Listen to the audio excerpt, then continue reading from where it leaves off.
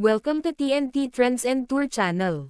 Ayon sa PhilStar ngayon, Catherine Bernardo, James Reid pair up for Dreamscape Show.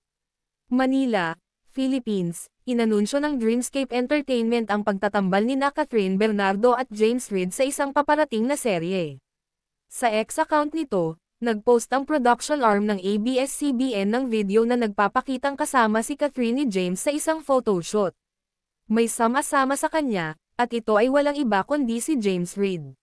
Sumulat ang Dreamscape, ang powerhouse tandem na hindi mo nakitang darating. Ang Asia's superstar at multimedia prince, magkasama sa isang teleserye mula sa Dreamscape Entertainment. Kamakailan ay lumabas ang balita na ang susunod na assignment ni Catherine sa telebisyon ay muling pagsasama-samahin siya sa parehong production unit na namamahala sa remake ng Mara Clara, 15 taon na ang nakakaraan. Maliban sa Dreamscape, si Catherine ay gumagawa ng mga proyekto kasama ang iba pang unit ng ABS-CBN, lalo na ang Star Creatives.